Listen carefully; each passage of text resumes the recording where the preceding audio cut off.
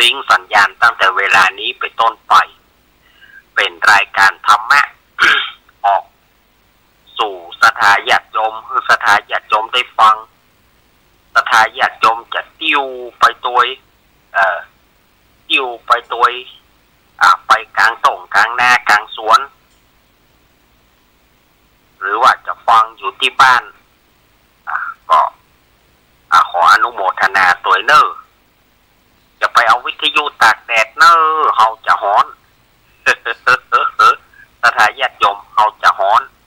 จะไปเอาวิทยุตากแดดเนอว่าเล่นสถาญาติโยมเนาะมาปะกันวันนี้เป็นบ่ายของวันจันทร์ที่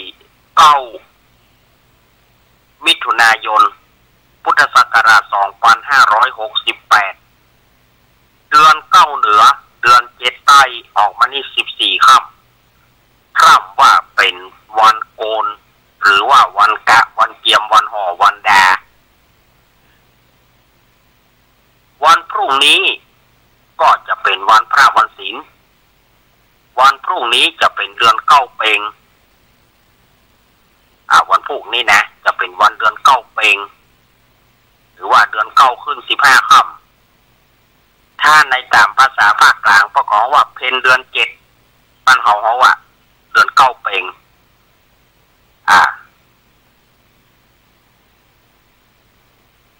งานที่สำคัญงานพระธาตุสีจอมทองงานพระธาตุสีจอมทอง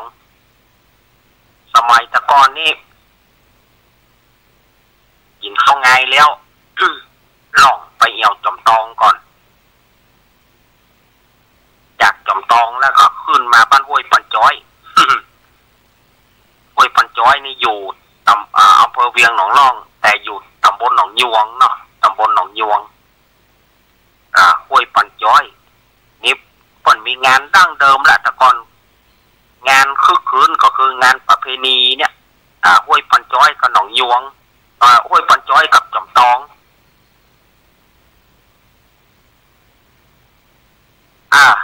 ให้กินเรียกว่าให้กินเงาะไปจอมทองให้กินบรรลุนซุกไปบ้านห้วย อันนี้ตามเมื่อก่อนเนาะแต่ประเดี๋ยวนี่งานประเพณีมันนักไปอย่างละงานประเพณีที่ไหนก็เป็นมีฉะนั้นมันมีนักมีหลายงานมันก็บ่เหมือนแต่ก่อนมนต์ขลังมันก็บ่เหมือนแต่ก่อนมนต์ขลังของงานมันก็จะม่วนเหมือนแต่ก่อนมันก็บ่ม่วนเพราะว่ามันนักงานประเพณีบอกว่าที่ไหนมันนักขนาดอันนี้เราก็เอามาทบทวนในความหลังเพื่อสถาญาติโยมได้ฟังกันเนาะก่อนที่จะได้พูดได้จ๋าเรื่องราวต่างๆสู่สถาญาติโยมก็จะไปลืมเนอสถาญาติโยมวันที่11ก็คือวันพุธนี่นะวันฮือที่จะถึงนี่สถาญาติโยมไปจะไปร่วมทำบุญที่วัดบ้านปางงานวันคล้ายวันเกิดของครูบาหม่อนเจ้าศรีวิจัยก่อนน้อมเจริญปอนเนอร์งานวัดบ้านปางนี่ก็เป็นวัดถิ่นเกิดของครูบาหม่อนเจ้าศรีวิจัยนักบุญแห่งล้านนาไทยเชิญชวนคณะสถาญาติโยมไปเอี่ยวไปแหวงกันเนอะ แล้วก็วันที่21 มิถุนายนนี่ก็วันที่21 มิถุนายนนี่ก็ตั้ง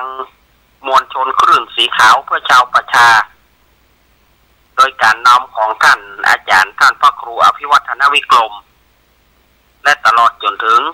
ของคาราวานของคลื่นสีขาวศรัทธาสาธุชนคลื่นสีขาวเพื่อชาวประชา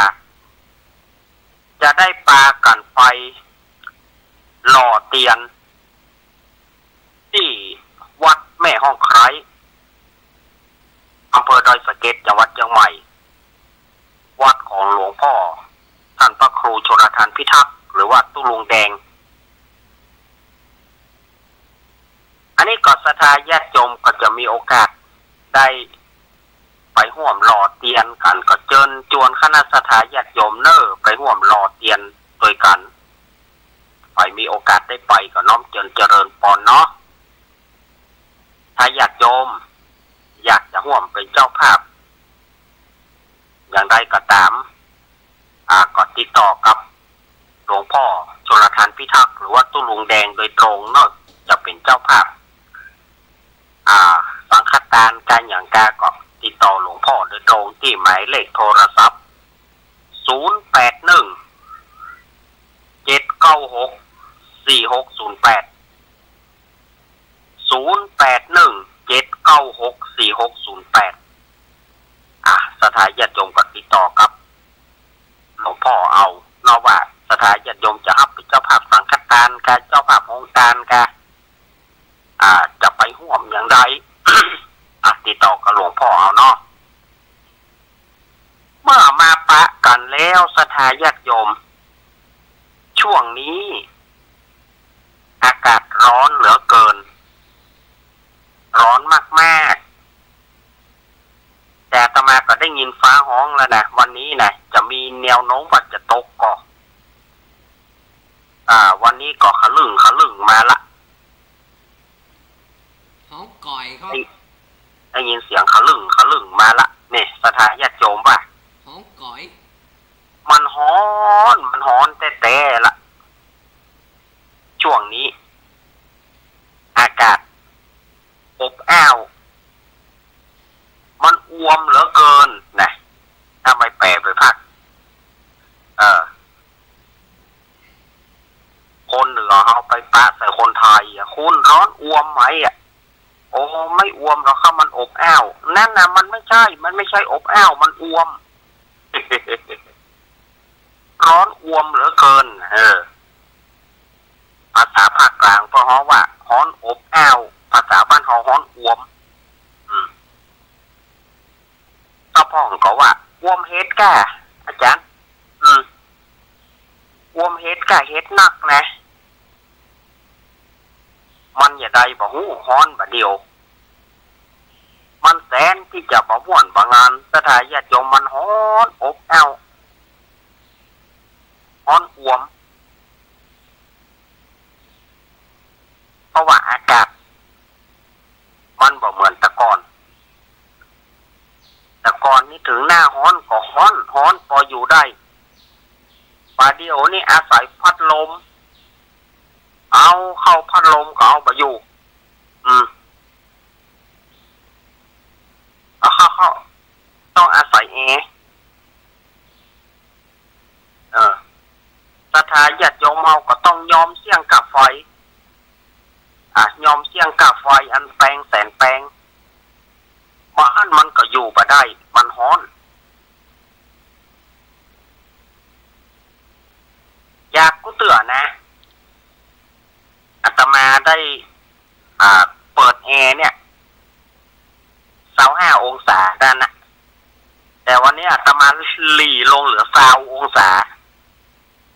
ขนาดหนังอูนี่นะอาตมาหลีลงเหลือ20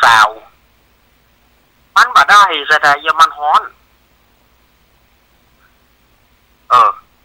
เอา25มันยังบ่เย็นเด้ออีกเอาให้มันปรับลงให้มันเหลือ20แต่เดี๋ยวถ้ามันเย็นแล้วเย็นได้ตีแล้วก็เดี๋ยวก็ค่อยปรับมันขึ้นที่เก่าบ้านมันฮ้อนขนาดขนุนมันฮ้อนบ่ใช่ว่าเฉพาะเฮานะเครื่องแอร์เนี่ยมันทำงานหนักถ้าเฮาเปิดอยู่ที่เก่ามันก็ทำงานหนักเหมือนกันการเหมือนกันมันฮ้อนมันก็ฮ้อนเหมือนกันบ่น้อยกว่าเฮาก็ฮ้อนไปบ่น้อยกว่ามันเอาไหนก็ห้านแล้วเนาะสถานญาติโยมก็เป็นกำลังใจให้สถานญาติโยมเนอะ ศรัทธาญาติโยมที่ปลูกที่เก็บมะม่วงก็ดีเก็บปลำไยก็ดีเอ้ยปีนี้ไอ้อย่างปลำไปเหลือเศรษฐกิจญาติโยมว่าเศรษฐกิจมะม่วงนี่อย่างที่อาตมาว่านะถ้าว่ามันแปลงนี่นะบัดได้หันหน่วยมันเหี้ยบัดได้หันหน่วยมันเหี้ยแต่ประเดี๋ยวนี้มันถูกปลดตัวเตียวบินทบาทเน้นน้อยต้องคอยพอตัวหัวลุงมันไปหย่ำถ้าหย่ำแล้วผเลิดแล้วเนอะหย่ำกับผเลิดแล้วเนอะผเลิดกับเจ็บปะเนอะเน้นน้อยเขาก็จะคอยดูบะม่วงมีทั้งนี้เนอะโอ้เสียดายบะม่วงไอ้ยังอันล้ำเหลือบะม่วงอย่างกองบอลลูนคูนขินก็มันถูกเปิ้นเบาเขาเอาไปขว้างกันคนไหนบะต่ำกว่า20 กะโล30 กะโลเอากะโลเปิ้นแม่นะเจ้าของกะโลนั่นนะเอาไปขว้างซื้อก็บ่ซื้อเอาขว้างโธ่อะไรกันล้ำเหลือน้อสมัยบะเดียวผลละหมากลากไม้ถูกแตะถูกว่าแต่เกษตรกรของเราเนี่ยมันก็บะจ้างจะหลีกเลี่ยงต่างใดหลังสู้ฟ้าก็หน้าสู้ดินนะหลังสู้ฟ้าก็หน้าสู้ดินนะนับเอาก็เบาสู้นั่นนะต้องแดดมากก็จะไปได้เก็บอ่อนหาเปิ้ลแทบจะไหวเพื่อซื้ออ่อนหาเปิ้ลคนที่ซื้อก็โกดราคาลงโกดราคาลงโอ้กระทายญาติโยมสาธุชนทั้งหลายก็มีคนมาปาลบท่านอาจารย์แล้วปล่อยหลวงจะเนี่ยอย่างไรเอาก็มีถ้าได้กระตานไปถ้าอันโยมเอ๋ยถ้าเอาบัตตานอันก็ดินปอกหางหมูเอาบัตตานเมื่อใดก็บัตตานเมื่อใดก็บัตตานรอพืชผลมันดีอยู่เฮาบอกว่ามันจะดีปีใดตานไปเถอะมีถ้าได้กระตานไปบัตจำแนกจำแนกจำกัดเนี่ยละมีถ้าได้กระตานไปเถอะว่าถ้าไปอย่างมันคนที่เปิ่นใครกินใครตานเปิ่นก็ใครกินใครตานแต่เนอคนที่จะตายก็จะตายก็ใครกินใครตานนะห้องก็ตายไปก่อนมาได้กินได้ตานห้องก็อ้างงับอ้างเงิงตานทุกเปิ่นเหี้ย มีแต่ได้กระตานท่าอันว่าต้องไปเรียกว่าเราต้องไปซีเรียสอันอย่างมันนะตานไป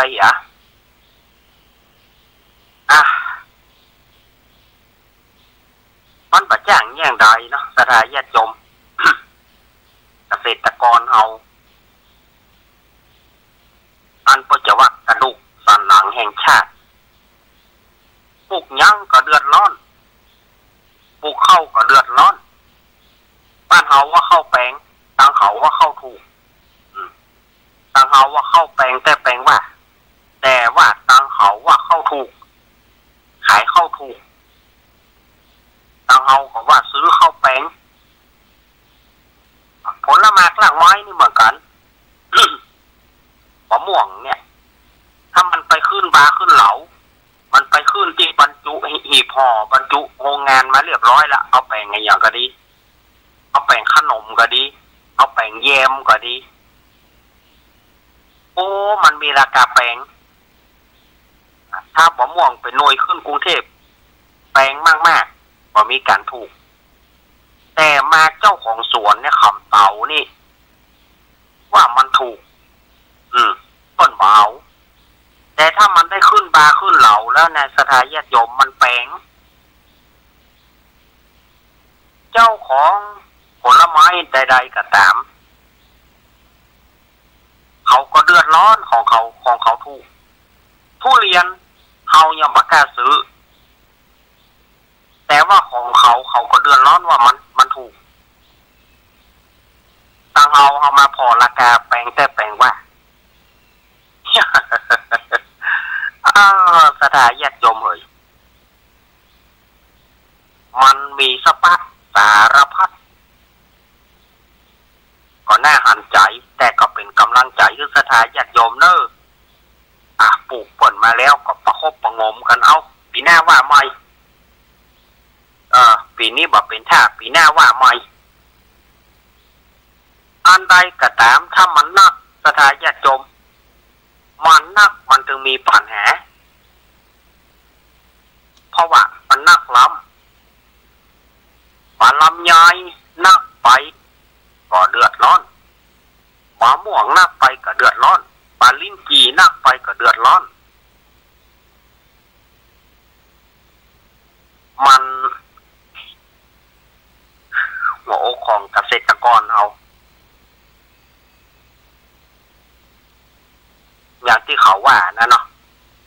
วัดสมก็ยมจน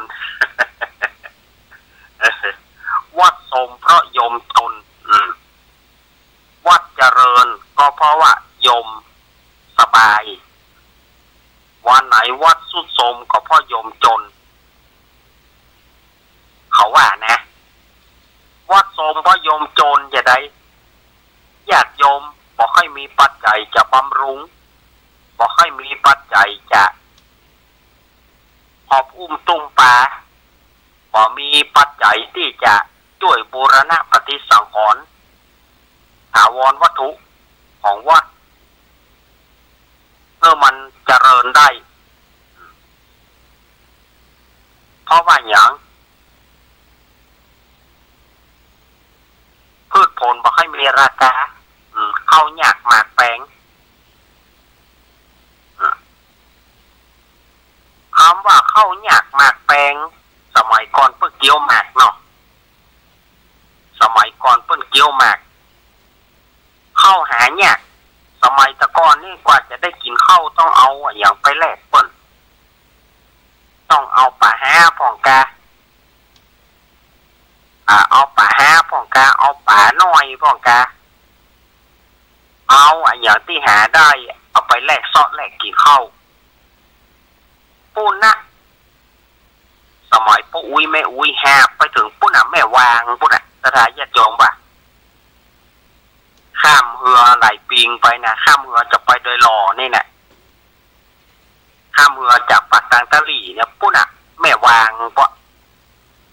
ไปซ้อแหลกเข้าปุ่นเอาอย่างไปแหลก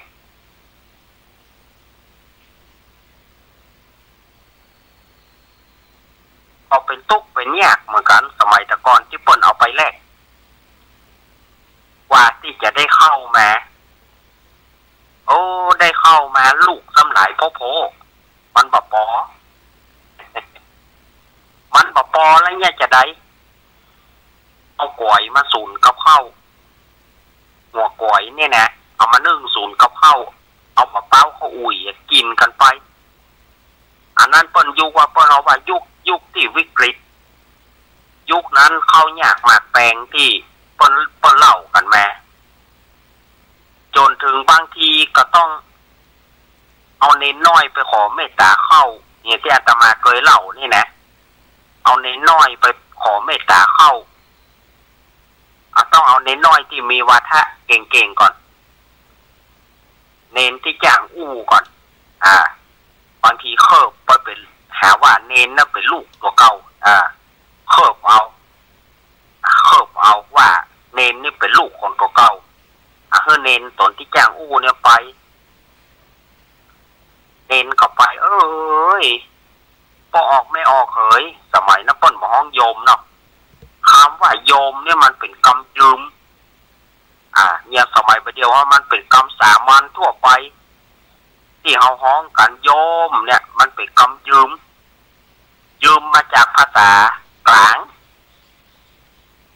ยืมมาจากภาษากลางซึ่งค คนเมืองเอาแต่ห้องป้อออกไม่ออกประเดี๋ยวไปห้องป้อออกไม่ออกญาติโยมนะก็บ่เข้าใจมันละบ่หูก็จะต้องใช้ภาษากลางภาษาที่สื่อกันง่ายโยมเอ้ยพ่อแม่อาตมาตู้น้องก็ไหลขับปีขับป้อเข้าก็ป้อกินน้องก็ให้กินข้าวงอแง่ประเดี๋ยวเนี่ยอาตมาเป็นไอ้ยังไม่ได้กินหน้าอย่าจำเป็นได้มาตัวพ่อตัวแม่ขอเมตตาเข้าหน่อยเตออย่าสดายญาติโยมว่าเพื่อนหันเป็นเน้นพวกก็ถือว่าเป็นสัจจะวาจาแน่จริงพวกก็ฮือไปการเข้าไปรอไปเมตตาเข้าเมตตาเข้าเมตตาขอเข้าครับก็คือไปขอเข้านั่นนะภายหลังมาเปิ้นออกกฎหมายห้ามสามเณรไปขอเมตตาเข้าอย่างนั้นเพราะเข้าข่ายหนึ่งมันเป็นการบ่เหมาะเป็นสามเณรไปขอสองไปจุไปไล่เปิ้นก็เข้าข่ายศีลมุสา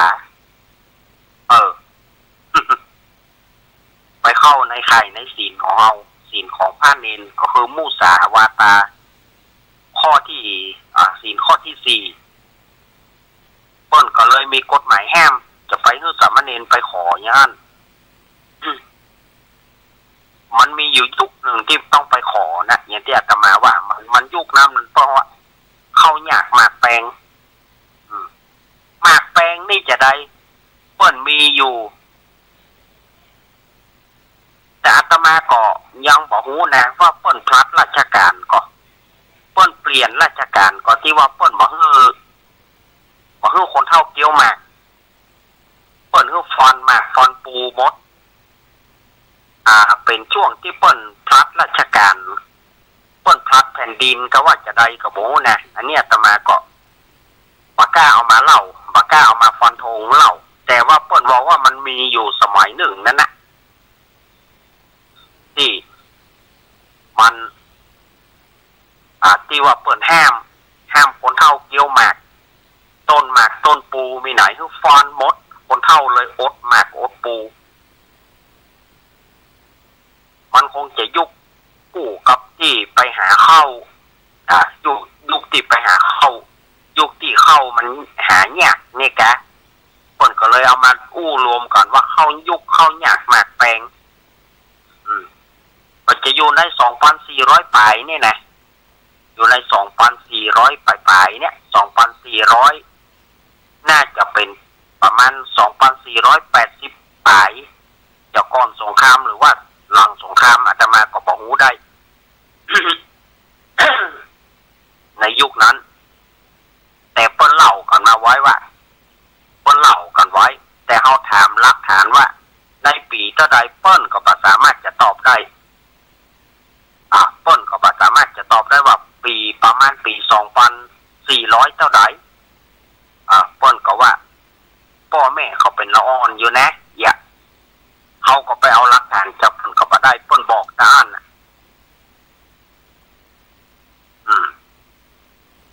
อันนี้ก็เอามา เอามาเล่าสถาญาติโยมได้ฟังกับว่ามันเป็นอย่างอี้เนาะสมัยก่อนแต่สมัยประเดี๋ยวนี่พืชผักต่างๆมันถูกแต่ว่าของอุตสาหกรรมของที่มาจากโรงงานมันแพงขนมกรุบกรอบนี่สถาญาติโยมเราออนซื้อถุงเท่าไรประเดี๋ยวถุง20 บาทเอามาดูโอ้โหไก่ปองลมปึ่งลมเขาใส่แท้ๆนี่เอาลองแกะถุงพอโผอยู่ด้านในเอฟแมปแต่นะสถาญาติโยมก็ลองซื้อขนมบ่ล่ะขนมกรุบกรอบเนี่ย จะเป็นอย่างกระจ่างเด้อที่เป็นขนมกรุบกรอบมันไก่ปองลมแท้ พอเถอะ ออกมาโพออกมาอย่างเปิ้นกองงั้นอย่างเปิ้นกองขี้ปุ่มอึ่งอ่ะอย่างเปิ้นเอาขอเกาะขี้ปุ่มอึ่งอ่ะลมมันมีอ่ะเปิ้นเกาะขี้ปุ่มอึ่งเหมือนกันเอาขอเกาะเขาเกาะลมออกโผแอบเงียบ ที่ตัวมันตัวแตะตัวว่านี่เขาขอเกาะไปง้างขี้ปุ่มมันออกแล้วไปมีอ่ะแอบเงียบอ๋อไอเหี่ยวยุ่มแย้มขนมกุ๊กกบมันก็เหมือนเดียวกันนะมันก็เหมือนกับต้องอึ่งนะมันก็ไม่ใช่มีอย่างโลกมีน้อยเดียว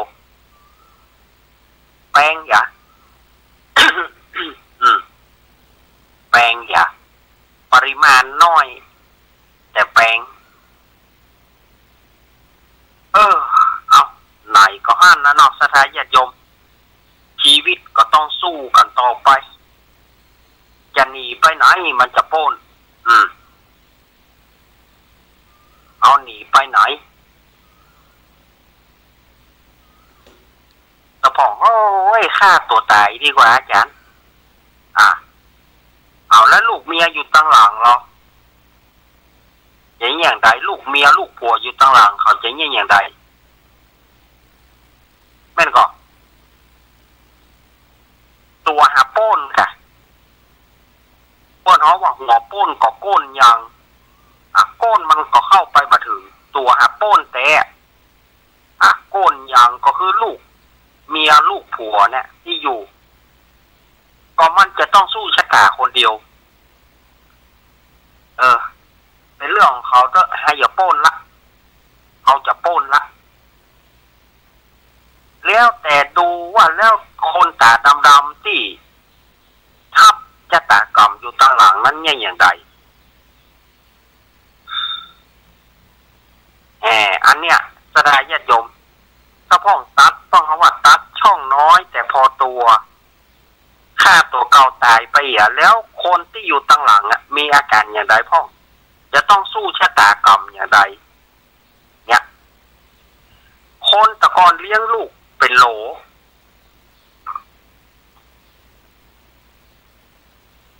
คนตะกอนเลี้ยงลูกเป็นโหลก็บ่มีลูกพ่อมันจะฆ่าตัวตายแม่มันจะฆ่าตัวตายนี่นะบ่มีอดทนเลี้ยงลูกไป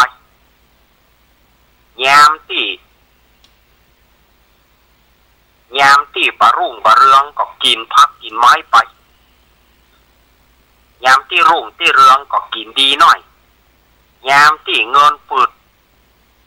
ก็กินพักกินไม้ไปเสาะหาปลาหากุ้ง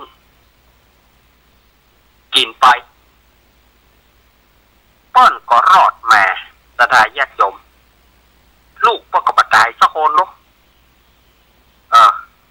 มันก็มีที่มันกั้นมันอยากลูกเป็นเปี้ยเป็นผอมมาได้กินดีก็มีแต่ว่าส่วนมากก็จะรอดมีส่วนน้อยที่จะตายมันตายเพราะมันไม่ได้กินมันไม่ได้ตายเพราะฆ่าตัวตายคนบะเดียวนี่แพ้หน่อยจะตายมีเผื่อรถเก่งผู้ศรัทธาญาติโยมรถเก่งก็มีนะเอาไปโฮมควันฆ่าตัวเก่าถ้ารถเก่งกันนะเขาซื้อเท่าไหร่บางคนซื้อมาเป็นราคาล้านหรือว่าหลายล้านหรือว่าหลายแสนพอเงินซื้อรถยังมีได้แต่ฉะไหนเล่าเงินจะเลี้ยงครอบครัวบ่มีหาว่าเงินจะเลี้ยงครอบครัวบ่มีตอนแล้วคุณเอาไปซื้อรถก็ยังซื้อได้นี่อย่างใดเอาไปซื้อรถยังว่าซื้อรถได้แต่จะเอาเลี้ยงครอบครัวบ่มีในที่สุดหาตังออกมาได้ค่าตัวเก่าโฮมควนตัวเก่าตายในรถแล้วรถนั้นฝ่ายจะเอาใจรถนั้นไผก็บ่เอาใจเอามา เอามาตานวัดมาได้อาตมาก็เอาเด้อก็พี่ตายในห้านนี่จะเอาไปไผ่ก็ต้องขายถูกขายแหดไปขายถูกขายแหดเอารถเปิ่นเอารถไปเข้าไฟแนนซ์ในอย่างแถมเที่ยงให้เปิ่นแถมผ่อนค่าขัดแย้ให้เปิ่นแถมเนี่ยสถาญาติโยมคนเฮานี่ยามอยากจะได้เอาเป็นยักษ์ก็จะเอาเป็นมันก็จะเอาถูกก็จะเอาแปลงก็จะเอาบอกว่าสู้ทางนั้นเอาความค่ายได้ความค่ายได้ประยับยั้งชั่งใจว่าความค่ายได้เอาจะเอาติ๊กตัวเต้าไฟก็จะเอาตัวเต้ายักษ์ก็จะเอาถึงจะเอาแปลงเท่าใดก็ถึงจะเอานี่เนี่ยก็คือมาจากความโลภสถาญาติโยมเนาะความโลภผ่านแล้วมันต้องตาต้องใจผ่านแล้วมันตึงบึ้งถ้าบ่ได้ให้จะฆ่าตัวตายแน่ถ้าเต็มแก่มันคนห้ามเต็มแก่บ่ได้จะกินยาตายบ่ได้จะฆ่าตัวตายพอเอาแล้วเอาแหมละพรบ่ไหวแหมละเดือดร้อนแหมละพรบ่ไหวพอพรบ่ไหวก็มีปัญหารองระแหงบางทีก็รอให้เปิ่นมายุดเอาเหี้ยเพราะบ่มีเงินจะสู้ต่อไปเนี่ยยามค่าได้มั้ยยามค่าได้นี่นะมันตึงจะเอา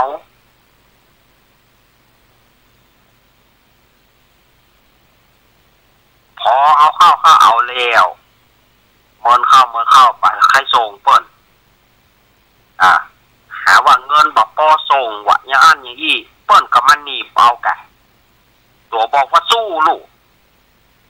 เปิ้นก็มันหนีบเอาพอหนีบเอาแล้วเอาเงินบ่มีส่งละเป็นปัญหาละเปิ้นมายึดเอากาอย่างกาหมูบางคนก็กลัวเปิ้นมายึดก็เลยไปเอาเตาโลไปเอาถ่านไปไปดังไฟในรถปิดประตูขังตัวเก่าไว้ปิดประตูขังตัวเก่าไว้แล้วก็โฮมควันฆ่าตัวเก่าแล้วก็รถกันนั้นไผ่จะเอาแถมเล่าถ้าไปสืบประวัติมาไผ่ก็มาเอาละจะเอามาตานวัดบดายเอาก็ยังมาเอาเด้อก็ผีอยู่ในอันผีอยู่ในอันตึงกันน่ะผีอยู่ในอันตึงคนเขาไผ่จะเอาอันแถมวันดีคืนดีมาเคาะประตูรถเอารถข้าเจ้าคืนแม่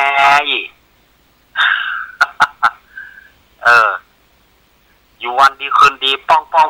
เอารถข้าเจ้าคืนแม่มาเล่นเนี่ยติ๊กเนอะเนี่ยรถนะมันก็จะเป็นโป่มต้อยไป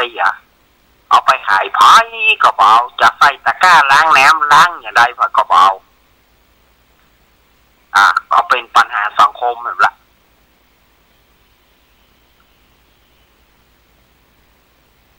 อย่างอาตมาว่าเนี่ยบางคนกลุ่มเลี้ยงแหมบางคนซื้อแหมมาเลี้ยงหรือว่าไปขอเปิ้นแหมหันแหมงามอันนี้อาตมาบ่ได้ว่าคือไผ่นะเขาว่าโดยรวมนะบางคนไปซื้อแหมหรือว่าไปขอแหมหันมันงามเมื่อมันน้อยมันตึงงามหมดแสดงหมาน้อยเมื่อมันน้อยมันตึงงาม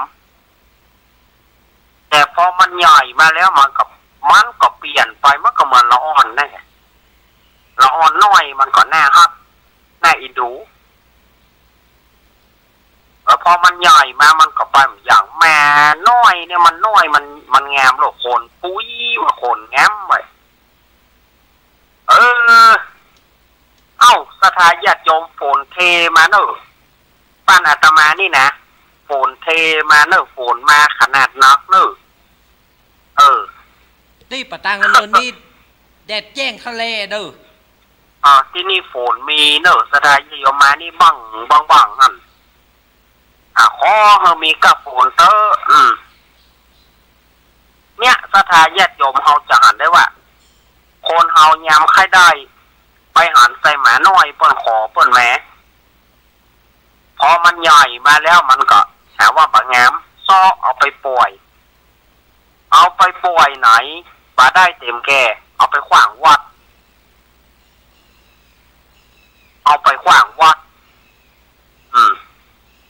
เข้าวัดปะเลิกปะเต๋อวัดตึงเลี้ยงเนี่ยบางทีญาติโยมเฮ้ยบางทีเฮาบินทบาทบางวันได้แทบจะบ่พอกินอันนี้เฮาอู้โดยรวมไปเลยนะว่าญาติโยมคิดว่าวัดเนี่ยเป็นที่เลี้ยงมันบางทีญาติโยมบางวันก็ญาติโยมใส่มานักบางวันก็ญาติโยมใส่มาน้อยพอบ่พอกินก็มีพอบ่พอกินแล้วก็ต้องมาแบ่งถ้าน้อยขยมแบ่งก็มันได้กินถ้าน้อยขยมแล้วน้ำกุกน้ำแกงแหมน่ะเมียวน่ะ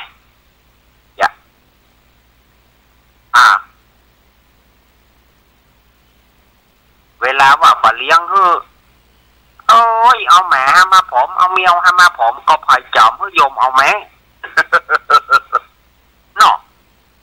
พายก็ไปได้จอมโยมเอาแม่ลูกก็โยมลู่จะเอาแม่ลูกแม่ตายละเนี่ยญาติโยมบางทีมันก็เอายามถ้าได้เปิ่นนี่อย่างใดก็ดีอย่างใดก็งามหมดมันน้อยมันก็งามกะมันใหญ่มามันก็เปลี่ยนไปกะมันก็เปลี่ยนเหมือนกับโคนเฮาเนี่ยเราอ่อนน้อยคนใดก็ให้อุ้มแก้มใส่อองตองให้อุ้มมันอย่ามันใหญ่มามันก็ย่าหน่อยใหญ่มาสลิดตายไว้ที่มันน้อยมันยังงามเนี่ยแม่นก่อนน้อยมันยังงามใหญ่มามันอย่างบางงามเนี่ยก็มันก็ยังอ่านนะครับมันน้อยมันบริสุทธิ์ลูกมันน้อยมันก็งามสถาญาติโยมสาธุชนคนดีเฮาเฮ้ยอาตมาเอามาเล่านี่สถาญาติโยมจะไปโคดนะจะไปโคดไปเกลียดกันเนอะถ้าเรื่องมันมามีเอาก็บอกเอามาอู้แต่เรื่องมันมีขึ้นมาเนี่ยเอาถึงได้อู้สถาญาติจะไปโคดไปเกลียดอาจารย์ท่านนี่เนี่ยว่าไปคืออู้ให้กันฟังบ่ได้บางคนบ่สู้บางคนอยู่มาเกิดมาอายุขนาดอายุ80 ปียังหาที่ฆ่าตัวเก่าอยู่สถาญาติโยมว่าก็มันก็ไปกลัวว่าจะบาดตายยังเนาะ80 ปีแล้วมันตึงตายได้ถ้ากลัวว่ามันบาดตายเถอะระดับ80 ปีไปแล้วนี่มันจะอยู่ได้แหมเท่าไหร่ยังว่าปะดีไปชิงฆ่าตัวเก่าตายแล้วจะชิงฆ่าตัวเก่านี่ยังก็มันตึงจะตายอยู่แล้ว80 ปีแล้วมันจะอยู่เท่าไหร่อย่าบอกเนาะบัดถ้ากลัวมันตายเถอะมันตึงตายทหารเราต้องเป็นข้าราชการเป็นครูเกษียณมาวะเป็นตำรวจเกษียณมาวะคำว่าเก ยนเนี่ยก็ถือว่าท่านได้ทำราชการมาถ้าท่านทำราชการก็แสดงว่าท่านมีความรู้นักขนาดที่ท่านทำราชการมาแต่ท่านใจท่านเอาราชการเนี่ยใจเสียเปล่าไปเอาเข้ามีทางออกฆ่าตัวเก่าตายโอ้แล้วท่านจบมาตึงวันยิ่งเลยสู้อย่างขี้เปียอย่างเอานี่มันดิเนาะ ขี้เปียอย่างเอานี่ตราญาติโยมอาตมาเนี่ยไปถามเถอะใบปริญญาเม็ดใบปริญญาใบหนึ่งบ่มีหนังสือได้แค่บรรจบอ่านออกเขียนได้กุ๊มาเอาแหละอาตมาตึ้มเถียงลูกอาตมานี่จะเป็นคนย่าหำน้อยเรียนหนังสือเกือบจะมาได้ไปอยู่ในกรุงเทพเขาตึงบอกว่าไอ้ปัญญาอ่อนไอ้เขาตึงว่าหมดอะเพราะอาตมาเนี่ยเป็นคนที่ความรู้บ่มีแล้วก็เป็นคนเงอะแงะอาตมาเนี่ยตัวจริงเลยนะพูดจริงเลยว่าแต่เฮาอาศัยอย่างไรอาศัยที่จะว่าจ้างก็บ่จ้างก็บ่ใจจ้างแต่ภายหลังมามันอยู่การควบคุมของตัวเก่า ที่ว่านักจัดรายการกู้กันหนีไปหมด ที่มาจัดรายการร่วมกันตั้งแต่ปี51 50เนี่ยหนีเฮาไปหมดเมื่อเปิ้นหนีละเฮาแล้วเฮาอย่างไรเฮาก็ จะขว้างรายการประจัดก็แล้วศรัทธาญาติโยมที่เป็นผู้ฟังรายการเฮาจะได้จำเป็นที่เฮาก็จำเป็นต้องบัดจ้างก็จำเป็นต้องจากครั้งละเกินชั่วโมงเนี่ยศรัทธาญาติโยมอาตมาจัดรายการขึ้นสีขาวเนี่ยได้เกินชั่วโมงแค่นะหรือบางทีก็15 นาทีอาตมาบัดได้ถึงชั่วโมงอย่างแต่ละครั้งเนี่ยเสนอนิทานเล่าอย่างแต่ละอย่างเนี่ยตั้งแต่ปี51มาเนี่ยอาตมาจัดรายการประมาณเกินชั่วโมงก็มาถึงสูงสุดเกินชั่วโมงต่ำสุด15 นาทีได้นะเพราะว่าเขาจะต่อไปนะเขาประจ้างมันตึก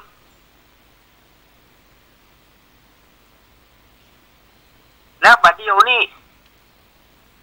สภาวะมันจำเป็นสภาวะมันจำยอมเมื่อสภาวะมันจำยอมแล้วในการก็เปิ้นโยนรายการให้เฮาถ้าเฮาบ่ดำเนินรายการแล้วเฮาจะเอารายการนั้นไปไว้ที่ไหนแล้วผ่านจะมาแทนเฮาก็จำเป็นที่จะต้องจำเป็นที่จะต้องนำเอาสาระต่างๆที่มีอยู่เก็บเล็กผสมน้อยเก็บเล็กผสมน้อยจนถึงเต้าบัดเดียวเนี่ยสถานญาติโยมไปถามเตอะอาตมาบัดได้จบแม้แต่ป .4 จบหนังสืออ่านออกเขียนได้แต่ละมอกอ่านออกเขียนได้ด้านนะอาตมาบัดได้จบบ่มีใบปริญญาบ่มีใบอย่างสักอย่างที่อาศัยความฮักกันอาศัยใจฮักกันครูบาอาจารย์ท่านอื่นอย่างที่แวดวงทางวัดอาตมาเนี่ยอาตมาก็เคยไปจวนเปิ้นว่าอยากจะให้เปิ้น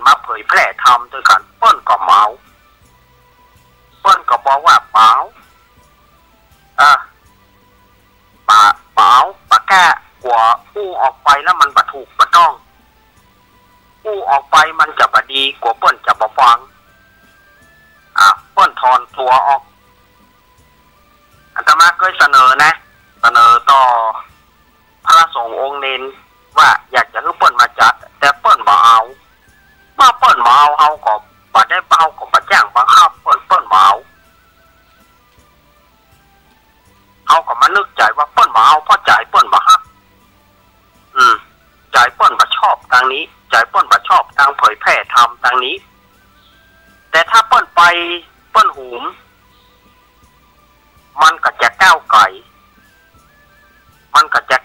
ในการเผยแพร่ธรรมเนี่ยมันจะก้าวไกลพอวิทยุขึ้นใดก็จะฟังเสียงเฮาว่าเนี่ยหมอครูบาอาจารย์ท่านนี้เนาะเปิ้นอู้อย่างอี้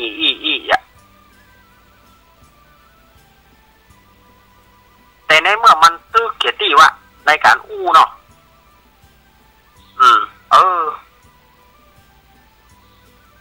มันจึงมีบักขี้ท่านมันจึงมีบักขี้ตนขี้องค์ที่จะเผยแพร่ธรรมจนเต้าประเดียวเนี่ย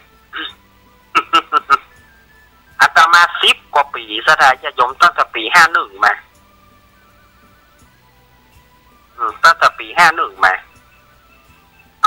สถาญาติโยมเฮ้ยเวลาช่วงแรกอาตมาหมดเนอะเวลาอาตมาหมดสถาญาติโยมรอคำเดียวเนอะอาตมาไปฉันน้ำแล้วไปดูฝนตกนักก่อนคำเดียวก้อยปิกมาปะกันใหม่เนอะ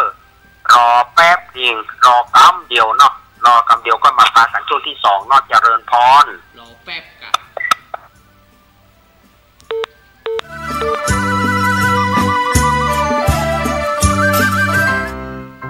น้องๆหน้าหนาวนี้ไปแอวเหนือเฮาพักที่นี่บ่รีสอร์ทนี้ดีขนาดมีเครื่องทำน้ำอุ่นระบบแก๊สเอาไว้ให้พร้อมแต่ก็ต้องระวังเนอะเครื่องทำน้ำอุ่นระบบแก๊สมีคนตายมาหลายรายแล้วจะอั้นเลยกะอ้ายก็นึกภาพเอากะเปิดเครื่องทำน้ำอุ่นระบบแก๊สในห้องน้ำถ้าบ่มีพัดลมดูดอากาศการหมุนเวียนของออกซิเจนมันจะดีได้จะใดในเมื่อการเผาไหม้บ่สมบูรณ์ก็เกิดการสะสมแก๊สคาร์บอนมอนอกไซด์สูดดมเข้าไปมันจะไปจับกับเม็ดเลือดแดงและทำให้เม็ดเลือดแดงจับกับออกซิเจนได้น้อยลงเมื่อออกซิเจนเข้าบ่ถึงปอดก็จะยากให้คลื่นไส้เมาหัวหายใจยากจนถึงขั้นเป็นลมแล้วก็ตายได้โดยเฉพาะคนที่มีโรคประจำตัวเช่นโรคหัวใจโรคเลือดจางหอบหืดถุงลมโป่งพองโรคความดันโลหิตสูงซึ่งจะมีโอกาสสูงกว่าคนอื่นน่ากลัวขนาดเนาะมันก็บ่ถึงขนาดนั้นถ้าหารู้วิธีคือถ้าอาบน้ำด้วยเครื่องทำน้ำอุ่นระบบแก๊สบ่ดีอาบเกิน10 นาทีจะต้องเปิดพัดลมระบายอากาศหรือให้อากาศถ่ายเทได้ดีอันนี้ก็จะช่วยได้นักถ้าหมู่เฮาแค่หูข้อมูลเพิ่มเติมโทรสอบถามได้ที่กลุ่มสื่อสารความเสี่ยงและพัฒนาพฤติกรรมสุขภาพสำนักงานป้องกันควบคุมโรคที่1เชียงใหม่053 140 774-6หรือ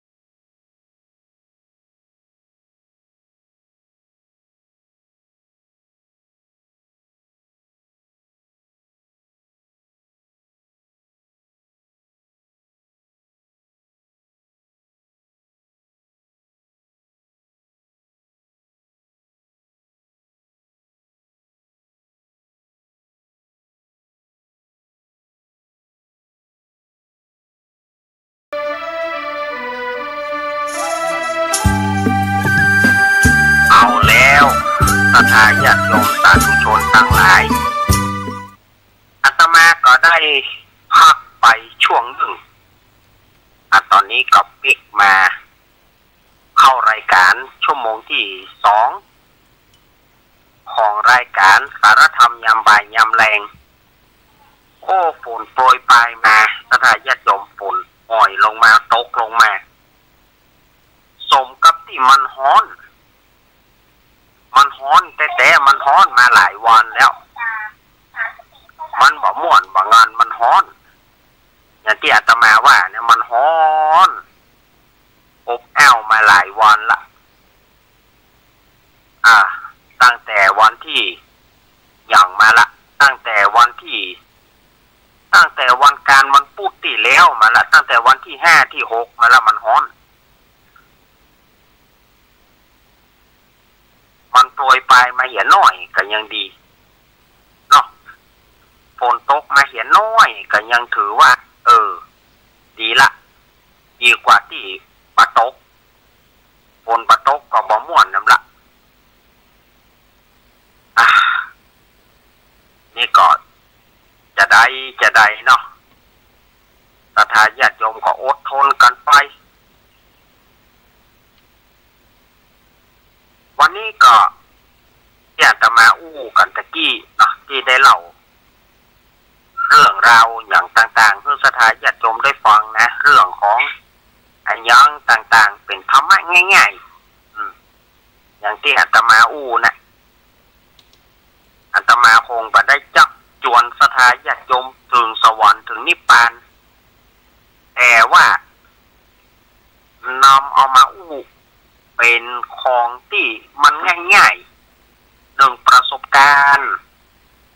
2งานง่ายๆง่ายๆเนี่ยฟังก็ง่ายเข้าใจก็ง่ายที่อาตมาไปตะกี้ เนี่ยที่อาตมาว่าไปนั่นนะ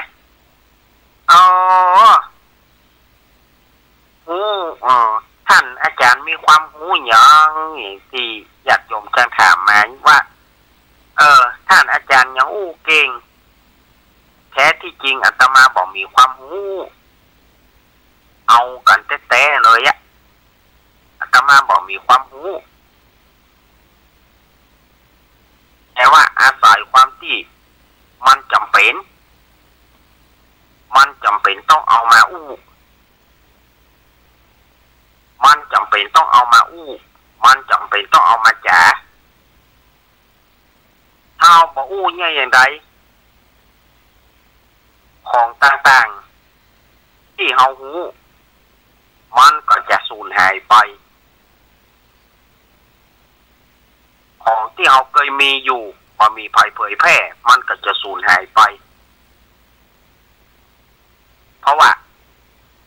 มันก็จะร่วงโรยโดยสังขารเฮาไปมันก็จะตายโดยเฮาไปแต่ถ้าเฮาเอามาถ่ายทอดมันก็จะอยู่กับศรัทธาญาติโยมมันนะ อาตมาตายไปกี่รุ่น อาตมาตายไปแล้วเสียงที่มันจะปรากฏอยู่ใน YouTube เสียงที่เพิ่นจะบันทึกไว้ใส่ให้นี่ได้มันจะอยู่กับศรัทธาญาติโยมอยู่นะ 1ถ้าได้มันมาเสียเอาไว้ใน YouTube มันก็จะอยู่ใน YouTube นะพอย้อนหลังไปฟังย้อนหลังไปก็ได้ส่วนอาตมานั้นก็โนเวสเวิร์นเวอร์ไปสุดหลิวละ อาตมาก็หวังใจยังยิ่งว่าก่อนที่จะตายนั่นน่ะขอทำความดีให้ศรัทธาญาติโยมทำความดีอย่างไรฝากความดีเอาไว้ฝากเสียงเอาไว้ ฝากเสียงเอาไว้เพื่อเป็นอนุสรณ์สถานเพื่อเป็นอนุสรณ์แก่ปิยชนแก่เยาวชนรุ่นหลังฝากเสียงเอาไว้ฝากข ของดีเอาไว้ที่อาตมาได้เผยแพร่ได้ถ่ายทอดคือกับญาติโยมแม่พอวางใจยังสถานญาติโยมวางใจตะอันนะเอาล่วงลับดับขันไปเปิ้นก็คงจะเปิด YouTube เปิดเสียงเก่าของเขาที่เปิ้นมีเปิ้นบันทึกเทปเอาไว้เปิดไว้ว่าเนี่ยครั้งหนึ่งเนอะเน้นรักเปิ้นเคยเอาเรื่องนั้นเรื่องนี้มาเล่าเปิ้นเคยเอาเรื่องนั้นเรื่องนี้มาเล่นเอาเรื่องนั้นเรื่องนี้มาถ่ายทอด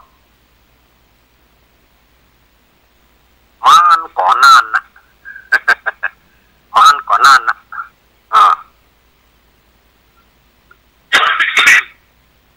ก็ช่วยกันไป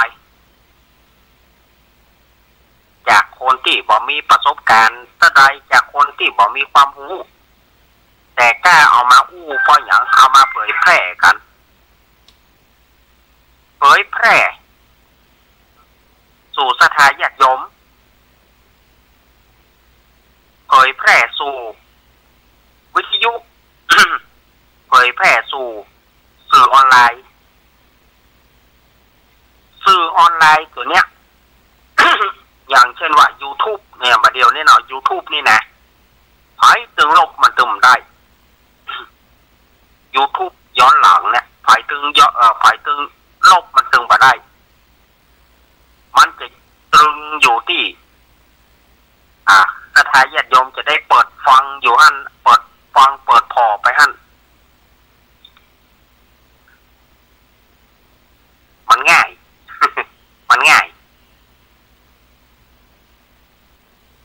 เพราะว่าบัดเดี๋ยวมันเป็นยุคใหม่ยุคโซเชียลเพราะว่ายุคโซเชียลยุคใหม่ทันสมัยใหม่เสมอสมัยตะก่อนถ้าอู้แล้วก็แล้วนะบ่มีละนอกจากว่าเปิ้นบันทึกเทปเอาไว้เปิ้นจะเอาเทปเก่ามาออกแถมนั่นมันจะไปอีกแต่สมัยเป็นเดียวเปิ้นใส่ YouTube ไปหั่นนะใครฟังก็ฟังย้อนหลังไปค่ะนะว่าจ้างกดย้อนหลังไปหรือว่ากดฟังย้อนหลังไปมันจะมีประเดี๋ยวนี้มันสมัยใหม่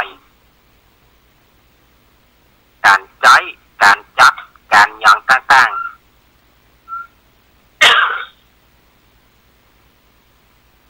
มันทันสมัยวิทยุประเดี๋ยวมันก็เป็นวิทยุที่ไฮเทควิทยุไฮเทคเอาบอกไปสถานีถ้าท่านมีคอมพิวเตอร์ก็จัดคอมพิวเตอร์ได้ส่งข้อมูลส่งอินเทอร์เน็ตไปสู่วิทยุอย่างอาตมานี่บ่มีคอมพิวเตอร์อาตมาบ่มีโน้ตบุ๊กอินเทอร์เน็ตอาตมาบ่มีแต่เทียบเท่า เทียบเท่าจะได้ใช้วิธีออนไลน์อย่างใดใช้ทางโทรศัพท์ยอมเสี่ยงหน่อยยอมเสี่ยงประมาณสัก20 กว่าบาทมันก็ประเกิน24-25 บาทถึง2 ชั่วโมงนี่นะมันก็จะรวมกันมาก็ประมาณว่า20 กว่าบาทยังสูงสุดเอา30 บาทอีกเด้อต่อ2 ชั่วโมงเนี่ยประมาณ30 บาทก็ใช้โทรศัพท์แต่ก็ปลายทางก็ต้องหู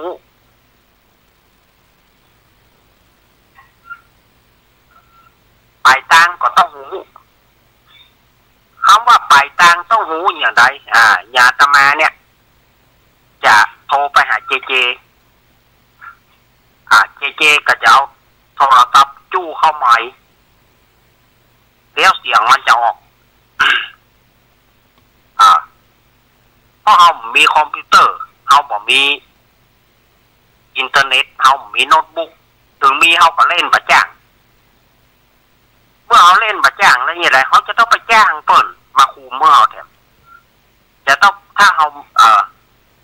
มันเป็นเวียกไปการเปิ้นแต่เปิ้นอย่ามันมาดูแลเขาเล่นอย่างกับประจ้าง หน้าจอมาเปิ่นเขียนมาเปิ่นพิมพ์มาเป็นหน้าจอนั้นนี่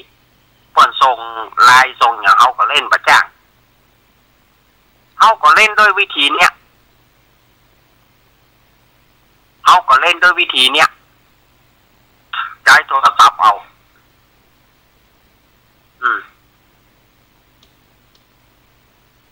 ถ้าเป็นไปได้เนี่ยตมายังจะซ่อทูมุกนะจะซ่อไอซิมทูมุกมันจะถูกกว่ากันวันทูคอนี่ก็ถือว่าถูกละนาทีละ7 สตางค์นี่นะเจ้าตมาจ่ายถึงวันนี่นะนาทีละ7 สตางค์แต่ทูมุกนะมันจะถูกกว่ากันนะทูมุกนี่เครือข่ายเดียวกันมันจะประเสี่ยงมากสำหรับแต่เฮาบ่มีเบอร์ทูมุกจำเป็นที่จะต้องจ่ายโอ๊ตเพชรกินหวานจ่ายไปของวันทูคอนี่ มันใช้วิธี บางทีเฮาบ่ได้ไฟเฮาก็ใช้เนี้ยถ้าได้ไฟก็รายการสดมันก็จะมีแต่นี่มันก็รายการสดเหมือนกันมันก็เที่ยงตรงเหมือนกันเวลาเท่าใดก็ต้าน มันบ่ได้เป็นเทป มันบ่ได้เป็นเทปมันก็ยังเป็นรายการของทั่วไปเนี่ยรายการมันก็ตรงเพลงนั่นนะแต่ว่ามันจะยากกว่าไปประมาณ1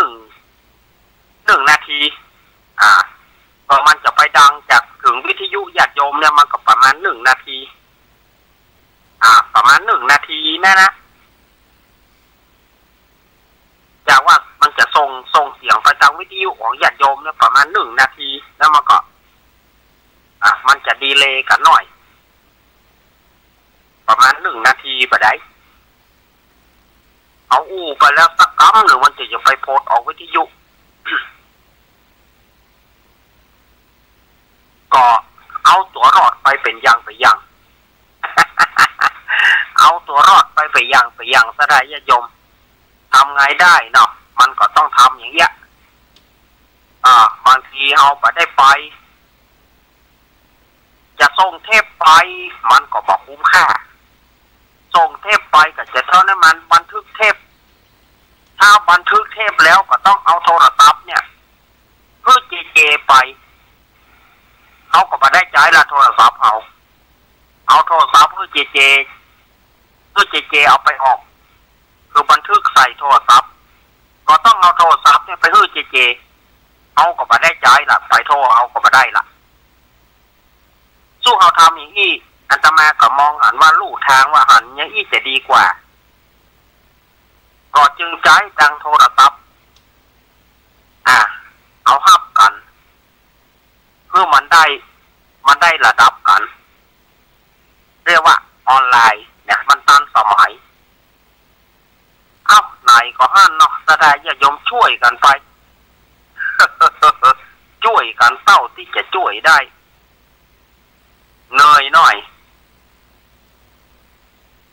เอาให้สบายเขาก็ต้องเหนื่อยหน่อย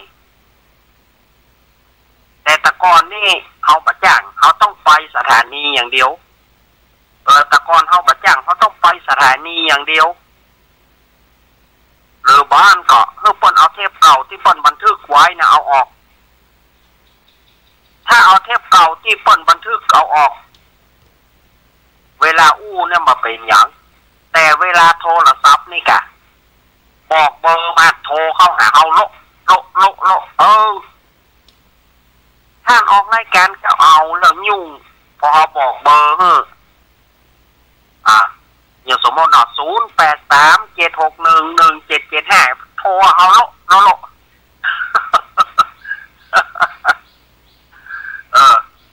มันเป็นรายการจากเทปเนี่ยมันก็ลำบากถ้าอย่างอี้เป็นอย่างโอ๊ตเพชรกินหวานกับไปสู้กับไป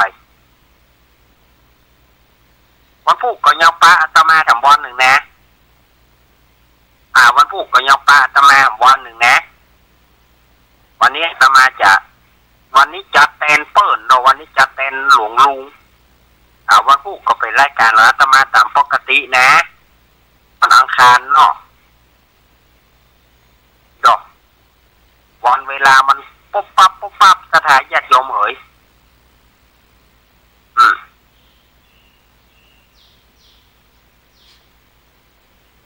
เดือนเข้าเหนือเนาะเดือนเข้าเหนือ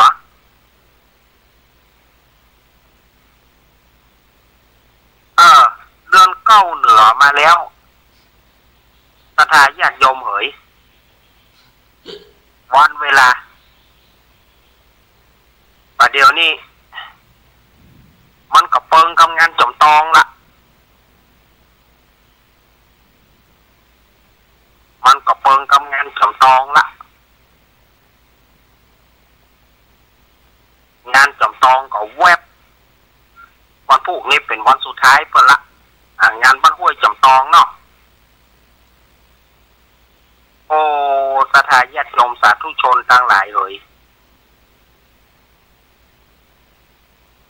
แถมเดือนเดียวจะเข้าภาษาเดือนเดียวจะเข้าภาษาละศรัทธาญาติโยมว่าแถมเดือนเดียวด้านน่ะนับจากนี้แถม1 เดือนจะเข้าภาษาศรัทธาญาติโยมจะได้มีโอกาสอาบน้ำฟังธรรมกันในเดือนช่วงเข้าพรรษาตลอด13 ศีล3 เดือน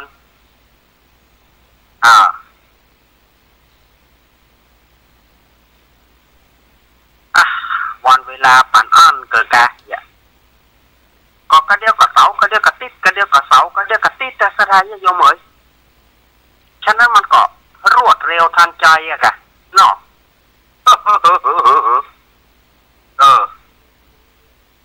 วันเวลามันก็วอบแวบลูกวอบแวบ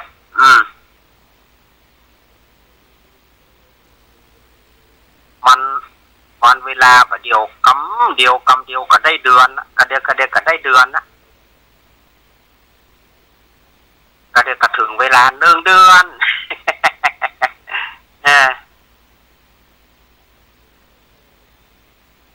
วันนี้ฮะเดือนมิถุนาออกมาวันนี้วันที่9แล้วฮะ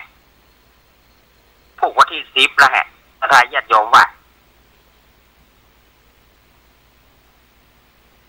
มันโวยแน่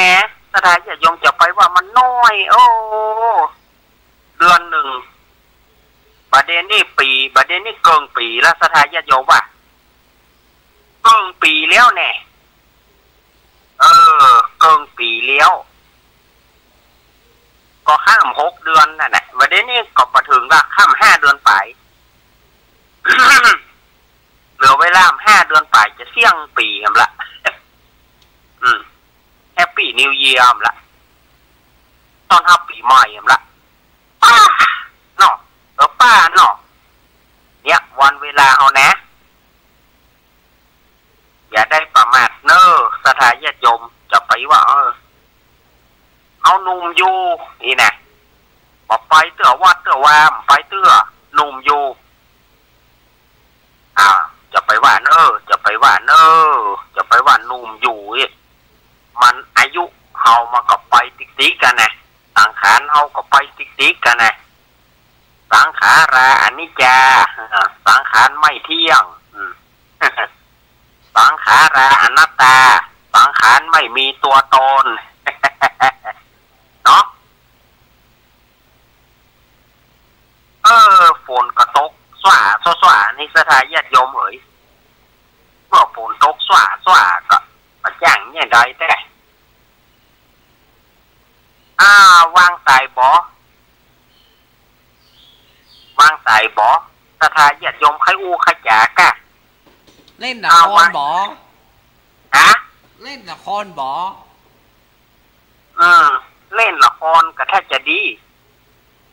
มันเจ้าเกินไปหน่อยเปิดใส่มันก็ได้4 โมง 19นี่ดีอยู่ก็ได้แต่เดียวก่อนเนาะศรัทธาญาติโยมเนาะมันต้องหาวิธีอู้กันมาเรื่องราวต่างๆนี่มันมีบอกหูจบเรื่องราวต่างๆวันนี้เจ้านิทานเรื่องอย่างเจ้าละครเรื่องอย่างมานี่มา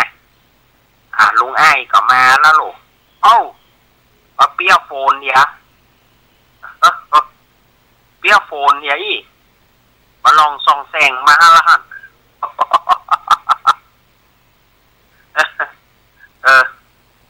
สวัสดีคุณผู้ฟังที่เขายบ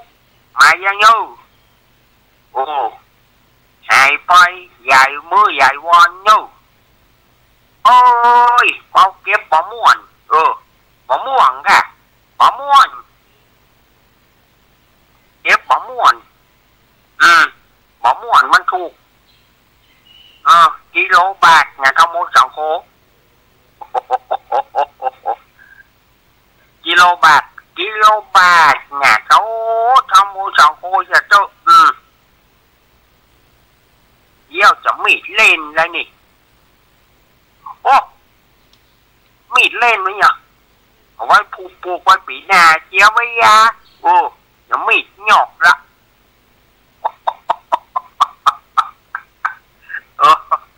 เอาวันนี้เอาอย่างวันนี้เนาะใหญ่ได้มาเยอะอยู่โอ้เชียงจะป้อแห้งไงเสียงจะป้อแห้งป้อเฮยไม่เฮยกระจายเนี่ยโยมเสียงลุงไอ้เนี่ยพอเมาไปอยู่กับต้นบ่ม่วน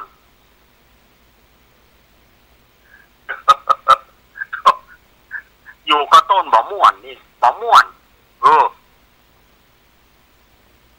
จะได้ฟันมันแก่อะก็ยิ่งใหญ่มาละตัวปลูกเองก็ต้องกินเองเนี่ยมันกินอย่างไรมันจะเชี่ยงกินอย่างไรไปย่ำไปเยอะครับสวัสดีครับพี่ไอโวครับสวัสดีครับหายงอนลูกพี่ผมล่ะจะไปถามจะไปฟื้นหามันกูเครียดหลายอย่างเนี่ยมาเฮ้ยปลาม่วนก็บอกมียากานี่กิโลบาทเนี่ยขโมย2 โคปีหน้ากูจะเอาต่ำตึงวันก็มั้งเจ้าตอนแรงก็มั้งปีหน้ากูจะจุดจ้างกินต่ำนะกูจะจุดจ้างต่ำเจ้าตอนแรงเนี่ยบอกหมอมันต้องต่ำอ่ะมันถูกตัดเลยต้นบะม่วนเปิดว่าต้นบะม่วงบะม่วนเจ๊ๆอ่ะมาวันนี้เนาะพี่ไอโวเฮ้ยวันนี้ไอก้อนโบมาว่าครับมาเยี่ยวก่อนมันแอบแง้มมามันไปเก็บบะม่วนเนี่ยนะมันมาอ่ะสวัสดีครับคุณผู้ฟังมาแล้วเนอะครับสวัสดีไอคอนโบโครูปหล่อครับช่วงนี้เนาะไม่ค่อยได้มาปะอย่างที่อีพ่อว่าตะกี้นะแกเนาะเก็บบะม่วนนี่บะม่วนอย่างไรปะเงาโก๊ก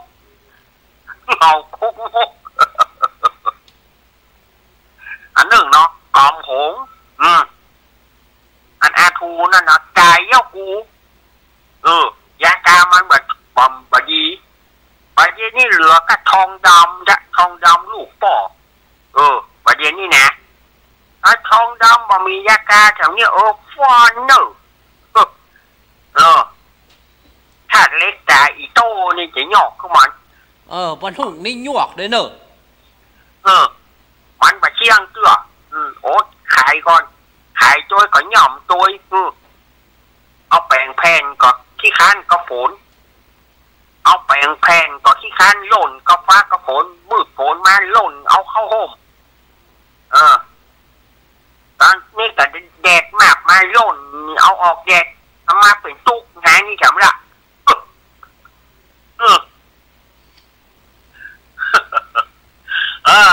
มีอันใดกระตุกกันนั้นเนาะคุณผู้ฟังมาวันนี้เอาอย่างวันนี้ครับ วันนี้จะเอาแบบคันที่หน่อยตะโกนเห็นล่ะ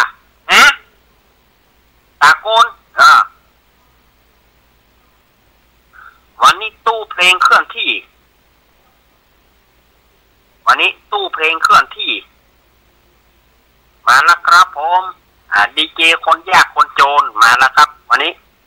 ใครที่จะขอเพลงนะครับไม่ว่าจะเป็นเพลงไทยสากลเก่าๆลูกกรุงเก่าๆมีหมดเลยครับมีหมดไอ้เยี่ยวก็เนอะคุณเจดีดีเจครับดีเจไม่ใช่เจดีเนาะอียุงขอฟังเพลงไงเพลงไรลุงเพลงขยังเขามีแต่เพลงฝรั่งเพลงขยังไงเพลงอะไรลุงชื่อเพลงมันไงยาดิเคน